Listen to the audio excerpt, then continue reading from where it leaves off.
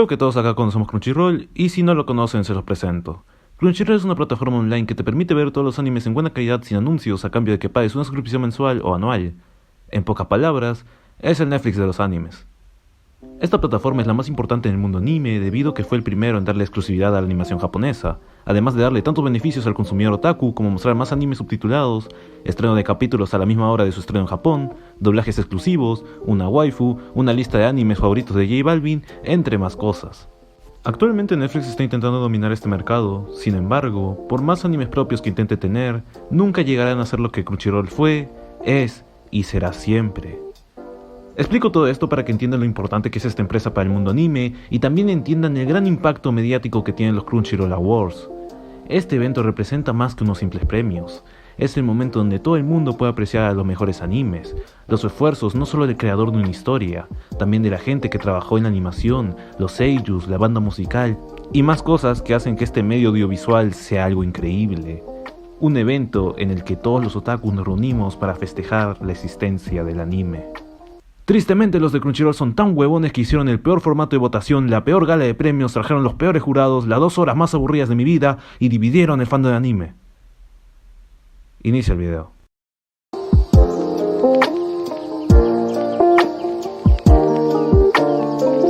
Antes de iniciar con la opinión, tengo que decirles que Crunchyroll puso en privado el directo del evento. Esto mejora un poco el video ya que quería sacar capturas a varios momentos y ahora me tendré que conformar con lo que encuentre por ahí. Aunque al menos esto sirve para que ya se den una idea de lo horrible que fue esto.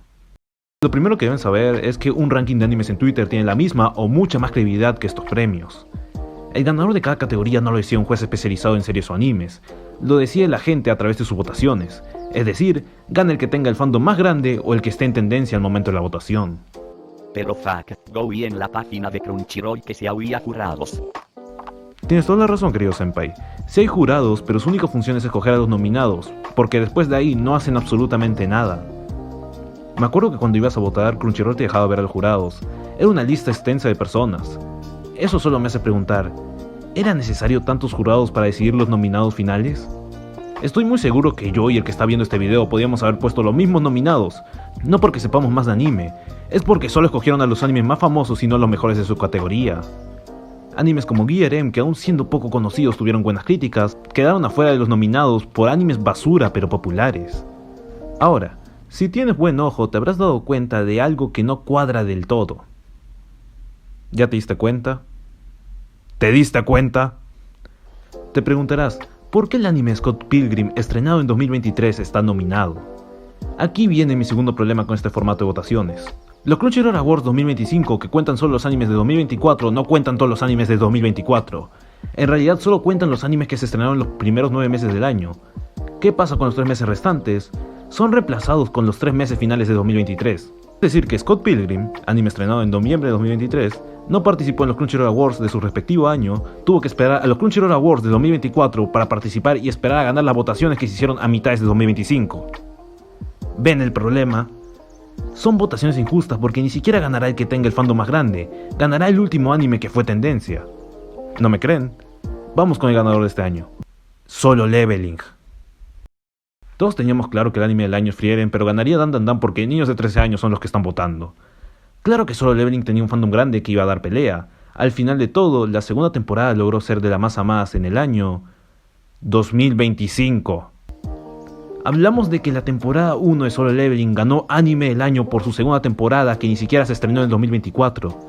Lo mismo pasa con Blue Box, ganó por su gran final de temporada que se emitió en 2025. Mientras buscaba información del tema, me di con la sorpresa de que Blue Box se estrenó en octubre, es decir, en los últimos 3 meses de 2024. ¿Eso significa que Crunchyroll está contando todo el 2024? Y de ser así, ¿por qué ponen también animes de 2023? Qué formato horrible tiene esta empresa. Estos errores en el formato no solo pasaron este año. También pasó el año pasado cuando Jujutsu Kaisen en segunda temporada ganó a Mejor Acción, siendo que lo más justo hubiese sido que estuviera nominado este año. Y ni hablemos que su competencia fue Chainsaw Man, anime de 2022. Ya habiendo dicho todos los problemas, habiendo dicho lo horrible que me parecen los Crunchyroll Awards, no me parece justo el odio que le está cayendo. Más o menos. Crunchyroll desde un inicio avisó a todos cómo sería el formato, lo pone en la página, en sus videos. Siempre los ganadores se definían con quién tenía el mayor fandom. ¿Por qué creen que Jujutsu Kaisen ganó el año pasado? Solo que como en este momento la gente lo tenía en un pedestal no dijeron nada. Pero ahora que ganó Solo Leveling, un anime con historia mediocre que solo entretiene si apagas tu cerebro o directamente tienes mierda en la cabeza, ya quieren tirarle hate a Crunchyroll. Que estos premios hayan ganado relevancia y tengan ganadores cuestionables es en gran parte por nuestra culpa. Nunca se reclamó la existencia de este formato, dejamos que las votaciones la ganen el fandom más grande del momento y ahora los ganadores del premio más relevante del anime son una basura. Lo peor de todo es que Crunchyroll no va a cambiar el formato. Seguirá siendo así porque funcionó antes, funcionó ahora y muy probablemente seguirá funcionando después. Pero eso no quita quién es el causante principal de todo este desastre.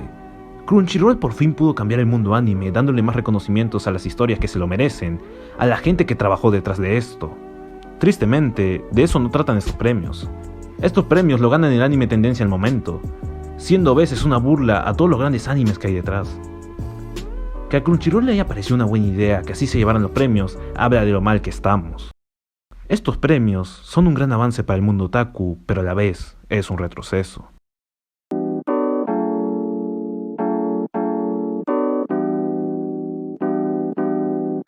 Conclusión, premios increíbles, maravillosos, que todos deberíamos ver.